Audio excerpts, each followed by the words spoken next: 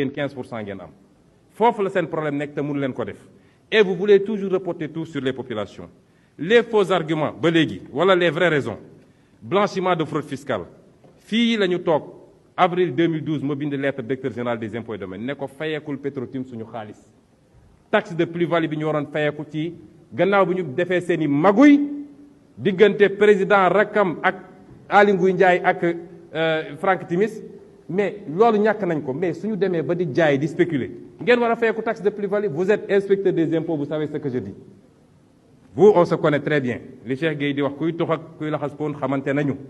vous savez très bien que waroon ngeen ko fayeeku et vous attendez la loi de finances rectificative pour dire que maintenant loolu dañ ci war a fay impôt à partir de maintenant alors que le code de 98 ne l'avait pas exonéré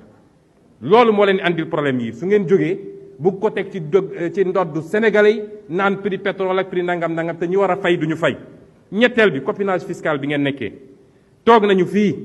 daaw ma bind ci benn dossier ADAX interpellé woon naa ci président Moustapha Niasse mu ne moom bokkatul ci société booba wala société bi ñuy liggéeyal Orex may leen 100 milliards de redressement fiscal ngeen bugg a njuuj njaaj ba ñooñu duñ ko fay tey yow mii avril lettre en date du 12 avril bind nga ab lettre ne suspendre nga la perception de ces redressements fiscaux 100 milliards mooy déficit budgétaire bi ngeen am tey déficit fiscal bi ngeen am pourquoi multinationales yooyu ñëw fii fraude fiscale duñu fay ngeen bëgg Sénégalais yi di continuer di fay ay taxes de plus-value ci ceeb beeg ci diwlin beeg ci lu nekk foofu la problème bi nekk ñetteel bi wax naa la ko fii bi ngeen ko defee it am na lettre boo jël fii en 2018 ne sànq ñi ngi tudd la fameuse taxe locale yow jël nga lettre keroog rek exonéré ci le secteur hôtelier du moins parce que Racine Sy seen xarit la wala seen militant la te day def lobbying nu ngeen buggee réew mi vous outrepassez vos propres compétences ñii di génn fii ci assemblée nationale bi xamuñu ni la loi fiscale est du domaine exclusif de l'assemblée nationale ministre amul droit daal di effacer dette fiscale et vous prenez vous des documents pour effacer la dette fiscale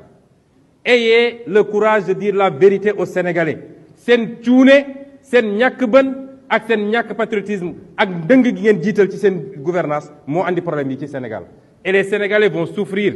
parce que vous êtes incompétents mais les Sénégalais vont souffrir parce que cette frange du peuple pàccu Sénégal boobu bi nga xam ne xaalis bi ngeen di doon jëlee ci ñoom timis ak ñoom ñeneen ak ñeneen di ko jox ay 25 000 ak 20 000 pour ñu voter leen ñooy doon les premières victimes de lii